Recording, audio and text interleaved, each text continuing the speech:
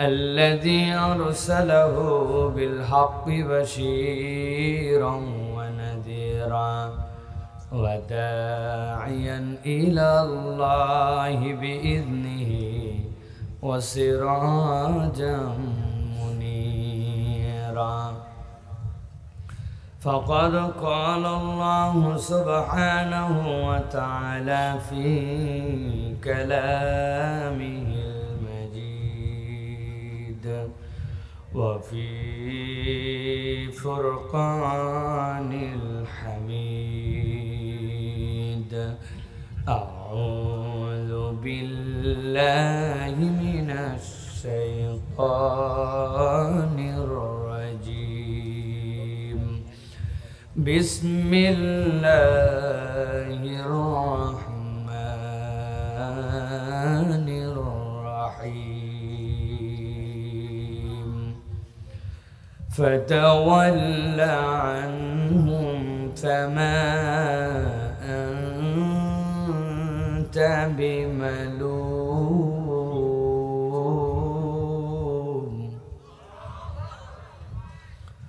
وذكر فإن الذكرى تنفع المؤمنين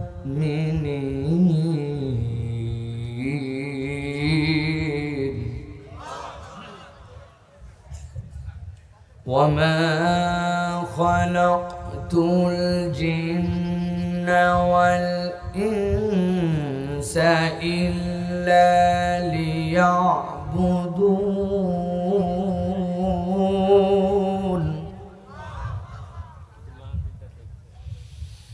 ما أريد منهم من رزق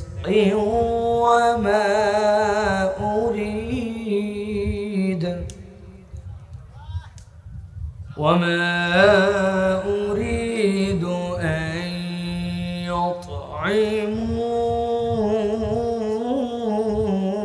يطعمون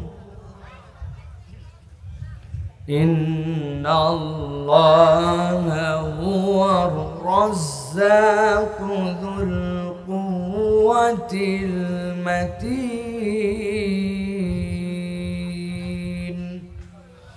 وقال الله سبحانه وتعالى آمرا ومخبرا للمؤمنين والمؤمنات إلى يوم القيامة إن الله وملائكته يصلون على النبي يا أيها الذين آمنوا صلوا عليه وسلموا تسليما اللهم صل على محمد وعلى آل محمد كما صليت على إبراهيم وعلى آل إبراهيم إنك حميد مجيد اللهم بارك على محمد وعلى آل محمد كما باركت على إبراهيم وعلى آل إبراهيم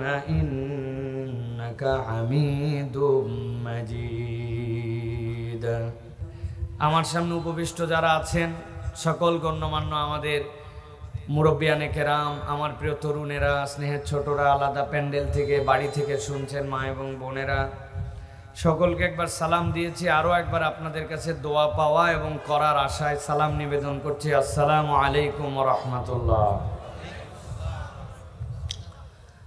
আসলে কতগুলা কথা আগে আপনাদের কাছে বলে রাখি এর একটি কথা হচ্ছে ভাই বিগত সেপ্টেম্বর মাস থেকে কম বেশি আমরা প্রোগ্রাম করছি দেশ বিদেশ মিলায়া আলহামদুলিল্লাহ আল্লাহর দয়ায় যেরকমই হোক মানুষজন দাওয়াত দেন আমরা কথা বলতে যাই কিন্তু এই সিজনে কেন জানি আবহাওয়ার কারণে না কি কারণে আমরা ঠিক বুঝতেছি না গলা এবং কণ্ঠ প্রতিটা বক্তার কম বেশি কষ্ট আমি আজকে বিশ্বাস করেন আমি কল্পনাও করি নাই যে আপনাদের এখানে আমি স্টেজ পর্যন্ত আসতে পারবো কথা বলতে পারবো কারণ আমার বুক এবং গলার যে অবস্থা এইটা কথা বলার মতো কোনো অবস্থা নেই একজন ডাক্তারের সাথে পরামর্শ নেওয়া হয়েছে উনি বলছেন 48 ঘন্টা যদি কিছু আপনার বলতে মন চায় কলমে লিখে দিবেন, এইটা তারা পালন করবে, কিন্তু আপনার কথা বলা যাবে না।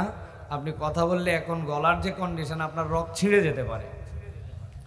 তো এখন আমাকে দাওয়াত দেওয়ার পরে পাবলিক তো এটা শুনতে চায় না ভাই। পাবলিক বলছে হুজুরকে দাওয়াত দিছে, হুজুর আসবে। হুজুরের এখানে একদিন আপনাদের, কিন্তু হুজুরের কিন্তু ধারাবাহিক প্রত্যেক দিন।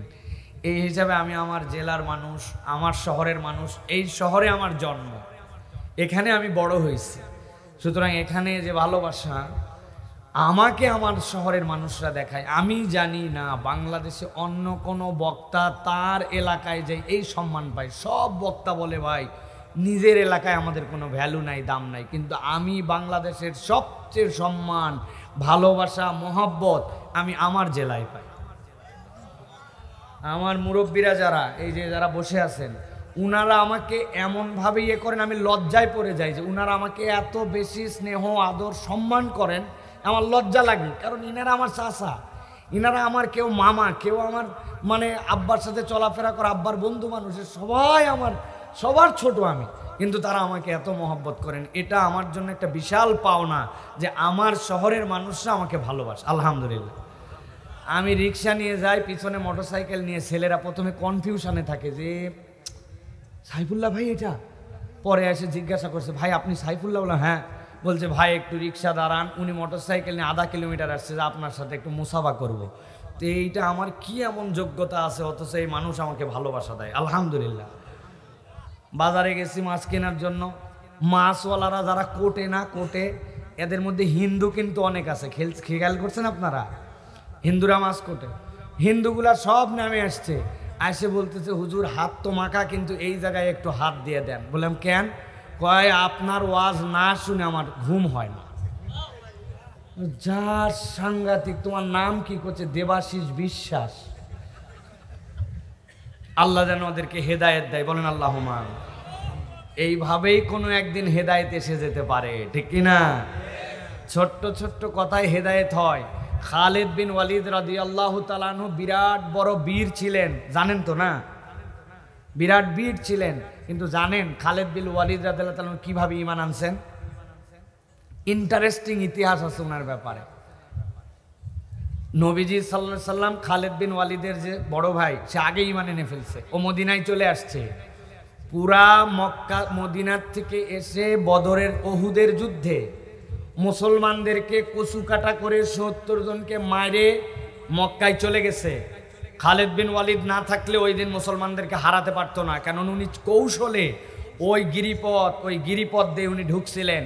মুসলমানরা যখন মনে করছে জিতে গেছে, যেই লোকটা নবীজির সাহাবীদেরকে হত্যা করে চলে গেছে, নবীজি তার বড় ভাইকে একদিন ডেকে বলছেন যে খালিদের কি এখনো সুদিন ফিরবে না? ও কি দেখতেছে না ইসলামের জয় জয়কার? কতই না সুন্দর হতো যদি খালিদ ঈমান গ্রহণ করত। কাকে বলছেন নবীজি? খালিদ রাদিয়াল্লাহু তাআলা বড় ভাইকে।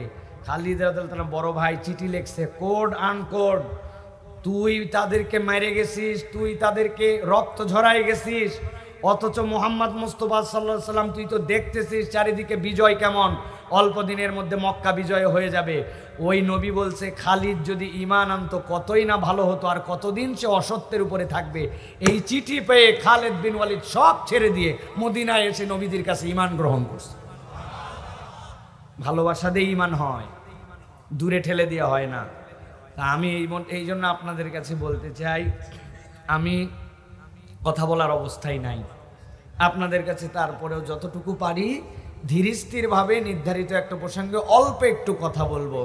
আজকে আমি যেই রকম করে কথা বলি ওই কথাটা আপনারা শুনতে পাবেন না, তবে এখানে আমার কথা এর আগে মোবাইলে, ইউটিউবে, ওয়াজে কোনো জায়গায় জীবনেও শুনেননি, এরকম কারা কারা আছেন ভাই? খুব কম, যে জীবনে কোনোদিন আমার কথা শোনেন নাই। ফার্স্ট 1, 2, 3 জন লোক পাওয়া গেছে, আলহামদুলিল্লাহ। এই 3 জন কিছু কথা শোনেন, বাকিরা জানে যে সাইফুল্লাহ কিভাবে কথা বলে, আপনারা জানেন না ভাই। অনেকেই নতুন করে গরম কথা বলা শুরু করছে। গরম মানে কি বলতেছে? হক কথা বলতেছি। আর আমি বলছি হক কথা এই 3 মাস 5 দিন নয়, বিগত 10 বছর অনবরতভাবে এই হক কথা মেম্বার থেকে বলতেছি। কাউকে আল্লাহর দয়ায় ভয় করে কথা বলি নাই, কাউকে গুণে কথা বলি নাই। আমি একটা কথা কেবল বলছি নতুন এই আমলে, যে আগে থানা পুলিশের কাছে দৌড়াইয়া দৌড়াইয়া মাহফিল নিতে, এলাকার নেতাদের তোয়াজ করতে করতে অবস্থা খারাপ।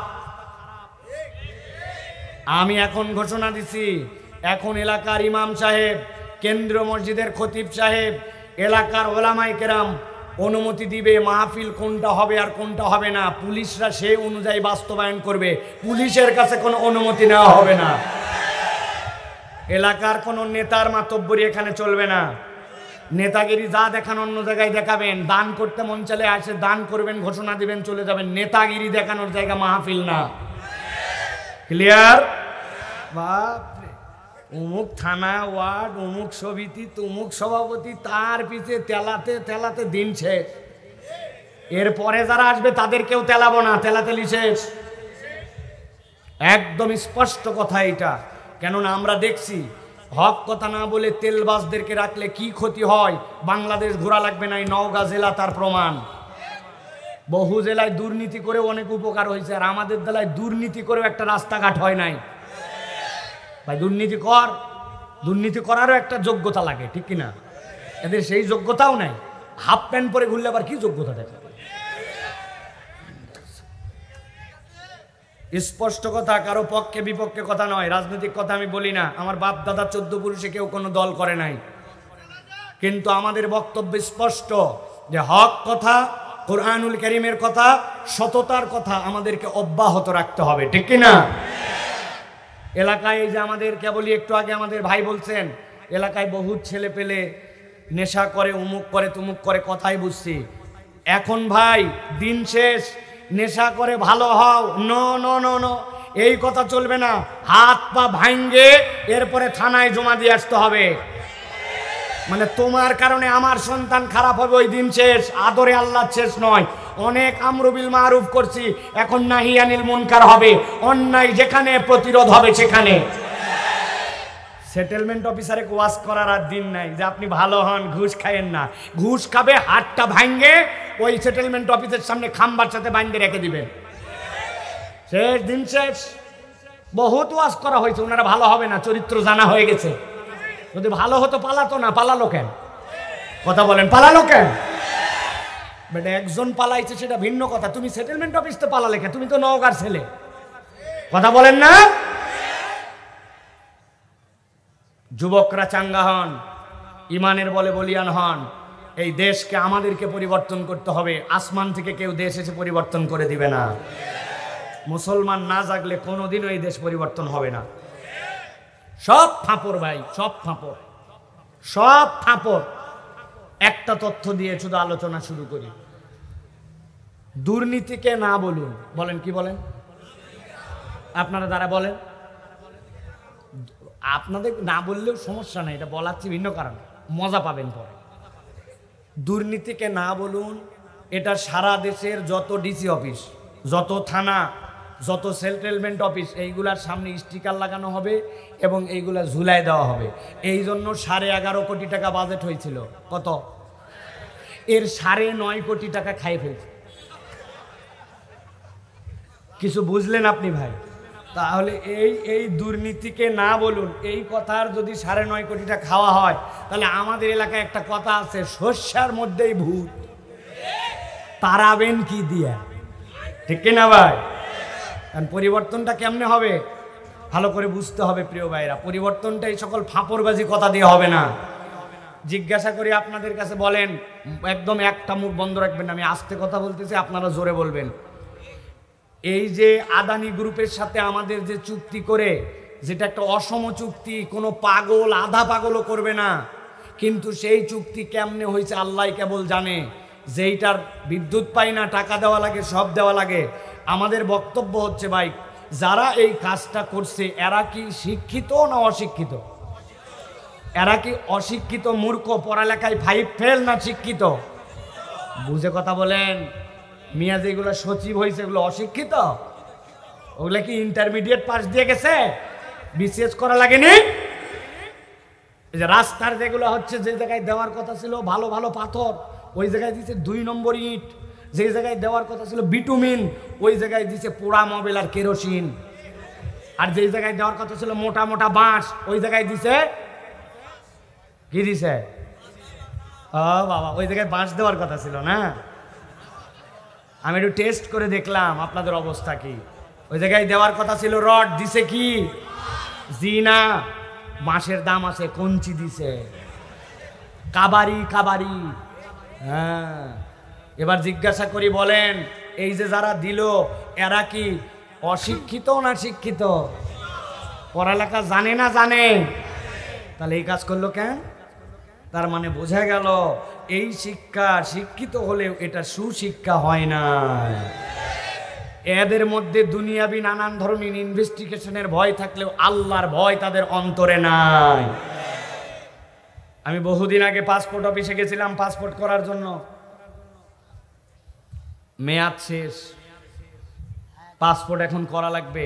পকেটে কিছু প্রস্তুতিও নিয়ে গেছে। আমাকে একজন বলছে পকেটের প্রস্তুতি থাকলে কাজ হয় না, সারা কাজ হয় না, যাও। যাই হোক, বললাম ভাই আমার হজে যাওয়া লাগবে, 6 মাস মেয়াদ নাই, পাসপোর্ট তাড়াতাড়ি করা লাগবে। খালি ঘুরি, ওই আমাকে খালি ঘুরায়।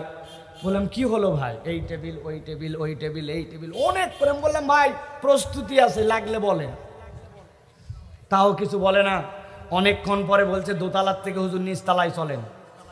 এখন দোতলার থেকে যখন নিচতলায় নামতেছি, এক সিঁড়ি নামার পরে একটা ল্যান্ডিং আছে। ওই ল্যান্ডিং দিয়ে যখন নিচে নামবো আরেকটা সিঁড়িতে, ওই ল্যান্ডিংয়ের ওই জায়গায় আসে বলতেছে হুজুর কিছু ছাড়েন। হ্যাঁ, আমি বললাম এই ব্যাক কল, এটা দেওয়ার জন্য তো আমি আধা ঘন্টা ধরে রেডি, তুমি এত ঘুরাইয়া ঘুরাইয়া ঘুরাই আমাকে এই জায়গায় আসে। বলতেছে হুজুর এই বিল্ডিংটি সিসি ক্যামেরা নিয়ন্ত্রিত, তবে ক্যামেরায় আমরা চেক করে দেখছি এই একতলার দোতলার মধ্যে এই সিঁড়ির জায়গাটা ধরে না, ওই জায়গায় ক্যামেরা ফেল, এই জন্য ওই জায়গায় খায়। ওই বেটা যদি জানতো যে আল্লাহ বলছেন কিরামান কাতিবিনা ইয়ালামুনা মা তাফআলুন, বান্দা তুই সিসি ক্যামেরা ফাঁকি দিলে কি হবে, তোর কানদের মধ্যে ক্যামেরা অটো ফিট করা আছে, এই ভয় যদি হৃদয়ে থাকতো জীবনে দুর্নীতি করত? বুঝে বলেন করত? তাহলে আমাদের পলিসিতেই ভুল আছে, আমাদের গোড়াতেই গন্ডগোল আছে, ঠিক কি না? আপনি জায়গা মতো মলম দিচ্ছেন না, না দিলে আপনার কেমনে কাজ করবে? এক লোক অ্যাক্সিডেন্ট করছে, করে ডাক্তারের কাছে গেছে, যাই বলছে দেখেন পা দেখেন। বলছে কেমনে কি? কয় আম গাছ থেকে পড়ে শিকড়ের গোড়ায় বাড়ি লেগে জায়গায় এরকম হয়ে গেছে। বলছে হায় হায়, যতদূর মনে হচ্ছে ভাঙ্গেনি, তবে খুব দামি দামি দুটো মলম দিলাম, যেখানে লাগছে ওখানে মাখবেন।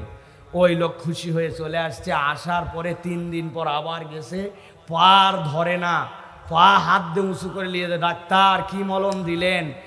2টা বলিছেন মাখতে, 6টা শেষ করেছি তাও। বলছে কোথায় লাগাইছিলেন দেখি? বলছে তাহলে তো আপনাকে আমার সাথে যাওয়া লাগবে। বলছে তার মানে আপনার পা আমার কাছে, আর বলতেছে আপনি না বলছিলেন যেখানে লাগছে ওখানে লাগান লাগবে? আমি আম গাছ থেকে পড়েছি যে শিকড়ে, আমি ভ্যান ভাড়া করে শিকড়ের গোড়াত লাগাচ্ছি। হাসানোর জন্য বলি নাই, কোরআন আমাদের কাছে আছে, শরীয়ত আমাদের কাছে আছে, আল্লাহ রাসূলের বিধান আমাদের কাছে আছে, কিন্তু যেই জায়গায় মাখানো লাগবে ওই জায়গায় আমরা মাখাতে রাজি নয়। কথা বলেন আপনারা। আল্লাহ রাব্বুল আলামিন বলছেন ফাতাওয়াল্লা আনহুম ফামা আনতা বিমালুম। হে আল্লাহর নবী, আপনার ব্যাপারে বলা হচ্ছে আপনি যে দাওয়াত দিচ্ছেন, আপনি যে দ্বীনের বার্তা পৌঁছাচ্ছেন, আপনি তাদের থেকে মুখ ফিরায় নেন, অগ্রাহ্য করেন। কেননা আপনি যে হকের দাওয়াত দিচ্ছেন এটা সত্য, তারা শুনুক আর না শুনুক, তারা মানতে চাক আর না চাক, কোরআন আল্লাহর পক্ষ থেকে সত্য। অতএব আপনাকে আল্লাহ বললেন ওরা যদি শুনতে না চায় আপনার তেল মাখানোর দরকার নাই, আপনি তাদের থেকে মুখ ফিরায় নেন। আল্লাহ রাব্বুল আলামিন এরপরে বলছেন তবে কথা আছে, ওয়াযাক্কির ফাইন্না যিকরা তানফাউল মুমিনিন। হে আল্লাহর হাবিব, আপনি তাদেরকে স্মরণ করাতে থাকেন, বারবার মনে করাই দেন। আপনি এই দায়িত্ব থেকে যেন অব্যাহতি নিয়েন না, কেননা আপনি যতই স্মরণ করাবেন আল্লাহ গ্যারেন্টি দিচ্ছেন এই স্মরণ করানোর দ্বারা উপকার আছে। এমন মানুষ এখানে আছে হয়তো কোরআন পছন্দ করতেন না। আজকের দিনে এমন মানুষও আছেন, অনেকেই বলে মাহফিল করে কি হবে। আমি বলি বেটা, মাহফিল করে বিরাট কাজ হবে। একজন বলছে আমাকে কি কাজ হবে বুঝান। আমি বললাম আমার কাছে সাক্ষ্য আছে, আমার কাছে প্রমাণ আছে। আপনি মসজিদের ভিতরে লোকজনকে ডেকে ওয়াজ করতেছেন, আপনি মসজিদের ভিতরে ওয়াজ, এই ওয়াজ করা জরুরি, এইটা আপনি করবেন। কিন্তু মসজিদের ভিতরে যদি আপনি কাউকে নিতে চান, ওই ছেলে চিন্তা করবে আমার একটা প্রস্তুতি লাগবে, আমাকে মসজিদের ভিতরে ওযু করে ঢোকা লাগবে, মসজিদের ভিতরে যাওয়ার পরে এরপরে নির্দিষ্ট একটা সময় পর্যন্ত আদবের সাথে বসা লাগবে। কিন্তু আমার কাছে একটা ছেলে আসে একদিন হাউমাউ করে আমার পা জড়ায় ধরছে। আমি বললাম ভাই রে, পা জড়ায় ধরার ইসলামে নিয়ম নাই, তুমি উঠো, তুমি আমার বুকে আসো, বলো কি। বলে হুজুর একটা কথা আপনার কাছে বলবো করে অনেকদিন আপনাকে মেসেজ দেই, উত্তর পাই না। আসলে আমার একটা নাম্বার ব্যবহার করার কারণে হাজার হাজার মেসেজ আছে, আমি দেখতে পারি না। ওকে বললাম ভাই ক্ষমা করে দিও, কি বিষয় বলো। বলে হুজুর আপনার কথায় আল্লাহ রব্বুল আমিন আমার জীবনে এমন পরিবর্তন দিয়েছে, আপনার কাছে আমি চিরকৃতজ্ঞ। আমি বললাম ঘটনা কি বলো। বলে হুজুর আপনি একদিন একটা মাহফিলে ওয়াজের জন্য আসছেন, আপনি ওয়াজে ওঠার পরে লোকজনের সাথে রাগারাগিও করলেন, দেখলাম। কি নিয়ে রাগারাগি? আমি একটু কান পাতলাম আপনার রাগারাগি দেখে, বক্তা রাগারাগি করতেছে, আমাকে এত পরে দেন কেন? বলে আসছি আমাকে 9টা থেকে 9:30টায় দিতে হবে, আপনি আমাকে কেন 11টায় দিচ্ছেন? এই রাগারাগি করার পরে আপনি ওয়াজ বন্ধ করেন না, এরপরে আপনি ওয়াজ শুরু করছেন। সত্যি কথা আমি বাড়ির থেকে বের হয়েছিলাম, বের হওয়ার কারণ হচ্ছে আমার রাত্রিবেলা বিড়ি খাওয়ার একটা অভ্যাস। প্যাকেট খুলে দেখি বিড়ি ফুরায় গেছে। দোকানে বিড়ি কেনার জন্য গেছি, বিড়ি নেওয়ার পরে প্রস্রাব লাগছে, এক গাছের গোড়ায় দাঁড়ায় প্রস্রাব করে দিয়েছি। দেওয়ার পরে দেখি হুজুর আপনি যখন ওয়াজ করতেছেন লোকজন মনে হচ্ছে মৌমাছির মতো চারিদিকে। চিন্তা করলাম অন্তত বিড়িটা শেষ করেই তারপরে যাই। বিড়ি পিছনে নিয়ে দূরের থেকে ওয়াজ শুনতাম, একটা দুটা করে কথা শুনতে শুনতে কখন যে 10 মিনিট পার হয়েছে মনে নাই। এরপরে আগায় আসছি, আগায় আসার পরে আপনি একটা কথা ওই দিন বলছিলেন, তুমি যদি তোমার পিতা মাতার কথা না শোনো, তুমি যদি আল্লাহর হুকুমের পরে পিতা মাতার কথা না শোনো, আল্লাহ দুনিয়ার জীবনেও তোমাকে সুখ দিবে না, পরকালের জীবনেও তোমার সুখ হবে না। দুনিয়ায় টাকা হবে, বাড়ি হবে, গাড়ি হবে, তোমার সুখ নাই। হুজুর এই কথা বলে আমার চোখ দিয়ে পানি পড়তে লাগলো। আল্লাহ আমাকে দুনিয়াতে যথেষ্ট দিছে, কিন্তু মনের মধ্যে কেন যেন শান্তি হয় না। আমি হিসাব করে দেখলাম বইয়ের উপরে প্রায়োরিটি দিয়ে আমার মা বাবার সাথে সত্যি আমি বেয়াদবি করি। আমি ওই জায়গায় দাঁড়ায় আল্লাহকে সাক্ষী রেখে তওবা করছি, আমি আর বাপ মার সাথে কোনোদিন বেয়াদবি করব না।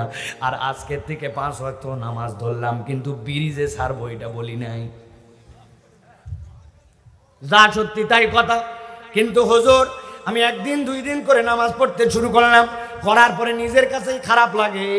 আমি যখন দাঁত ঘুষে ঘুষে পরিষ্কার করে যখন আমি নামাজে দাঁড়াই, সালাম ফিরানোর সময় ডান কাত হলে দেখে আমার কান্দের থেকে আমার বিড়ির গন্ধ আসে। তখন চিন্তা করলাম আমার পাশের লোক তো নিশ্চয় আমার গায়ের থেকে গন্ধ পায়, গন্ধের মধ্যে থাকলে গন্ধওয়ালার গন্ধ কম লাগে। মুরগির বাজারে প্রথমে ঢুকতে যায় মনে হবে বাপরে ঢোকাই যাবে না, কিন্তু ভিতরে ঢুকে যখন মুরগি খুঁজতে শুরু করেন গন্ধ নাই, ঠিক কিনা? আসলে কি গন্ধ নাই না আছে, কিন্তু আমার নাকের সাথে অ্যাডজাস্ট হয়ে গেছে, ঠিক কিনা? ওই ছেলে বলল হুজুর বাপ মায়ের কাছে তওবা করে মাপ চাইছেন, নামাজ ধরছি, আল্লাহ সাক্ষী রেখে বলতেছে আমার জীবন পরিবর্তন হয়ে গেছে। এখন যদি মাহফিল না হতো, ওই ছেলেটা মসজিদের মধ্যে ওযু করে ঢোকা লাগে, বিড়ি নিয়ে ঢোকা যায় না, ও তো আসতোই না। এরকম অনেক ছেলে এখানেও থাকতে পারে, এশার নামাজ পড়ে আসে নাই, হয়তো ফজরও পড়বে না সিদ্ধান্ত ছিল, কিন্তু কোরআনের কথা শুনে ফজর থেকে নামাজ ধরে সৎ মানুষ হয়ে যেতে পারে, এটার সম্ভাবনা আছে কিনা? অতএব যারা বলে মাহফিল করে লাভ নাই, আল্লাহর কথা হচ্ছে ওয়াযাক্কির ফা ইন্না যিকরা তানফাউল মুমিনিন। আপনি স্মরণ করান, বান্দাকে স্মরণ করান, জানা কথায় আবার বলেন, নিশ্চয় এই জিকিরের দ্বারা বান্দার উপকার আছে। চিৎকার করে বলতে হবে এই কথা কার? রাস্তার আপনারা আমাদের সাথে না, তা আপনারা কথা বলেন না, এই কথা কার? জোরে বলেন কার? আমার আল্লাহ রাব্বুল আমিন বলছেন ওয়ামা খালাকতুল জিন্না ওয়াল ইনসা ইল্লা লিয়াবুদুন। এই দুনিয়ার মানুষ, আমি মানুষ আর জিনকে আমার ইবাদতের জন্য সৃষ্টি করছি, কথা আছে কিন্তু, গভীর মনোযোগে বোঝেন। অনেকে ভাবে বাপরে বাপ আমি আল্লাহর ইবাদত করি, আমরা আল্লাহর ইবাদত করি, তার মানে বোঝা যায় নেতার পিছে যখন অনেক লোক থাকে নেতার তখন ভাব বাড়ে, তাই না ভাই? পিছে 50 জন, ডানে 50 জন, নেতার মাটিতে আর পা থাকে না, ঠিক না ভাই? আবার পিছন থেকে স্লোগান দিচ্ছে আমার ভাইয়ের চরিত্র ফুলের মতো পবিত্র, নামাজ পড়েনি বিগত 40 দিন, ফজরেরটা জামাতে এক ওয়াক্ত। ওইটা কিন্তু বলেনি, ওটা বললে থাপড়াবে। কিন্তু এই স্লোগান শুনলেন লিডারের কিন্তু পাওয়ার বাড়ে, গরম বাড়ে, ঠিক কিনা? আল্লাহ রাব্বুল আমিন সাবধান করে দিচ্ছেন, এই দুনিয়ার মানুষ, ওমা খলাকতুল জিন্না ওয়াল ইনসা ইল্লা লিয়াবুদুন, আমি জিন এবং ইনসানকে আমার ইবাদতের জন্য সৃষ্টি করছি। তবে এইটা বুঝো না তোমার ইবাদত আল্লাহর দরকার, তুমি ইবাদত করে আল্লাহর বিরাট মর্যাদা বানাও। ভুল ভুল ভুল। আল্লাহ বলছেন মা উরিদু মিনহুম মির রিজকিন ওয়া মা উরিদু আন ইউতিমুন, আল্লাহ আশা করেন না তারা আমাকে খাওয়াবে, আল্লাহ আশা করেন না তারা আমাকে রিজিক দিবে। আল্লাহ বলছেন, আল্লাহ উল্টা বলেন ইন্নাল্লাহা হুয়ার রাজ্জাকু যুল কুওয়াতিল মাতিন। এই দুনিয়ার মানুষ, রব তোরে খাওয়ায়, তোর ইবাদত করলে কিচ্ছু যায় আসে না, কিন্তু আল্লাহ আয়াত দ্বারা বুঝান, একটু ভালো করে এবার পিছন দিক থেকে মিলান, কথা শোনেন। নিশ্চয় আল্লাহ তোমাদের জন্য অমুখাপেক্ষী রিজিক দাতা, আয়াত একটা। এরপরে আল্লাহ বলছেন আল্লাহ তোমাদের কাছে খাবারও চান না, রিজিকও চান না, আয়াত 2টা। এরপরে আল্লাহ রাব্বুল আমিন বলছেন আল্লাহ তোমাদেরকে সৃষ্টি করেছেন জিন এবং ইনসানকে তার ইবাদত করার জন্য। এরপরে আল্লাহ বলছেন ওয়াযাক্কির ফাইন্না যিকরা তানফাউল মুমিনিন, আপনি কোরআনের জিকির করেন, এই কোরআনের উপদেশ বান্দাদের কল্যাণ দিবে। একদল মুফাসসির বলছেন বান্দা যদি তার রিজিকের প্রশস্ততা চায় তাহলে কোরআনের উপদেশ যেন গ্রহণ করে।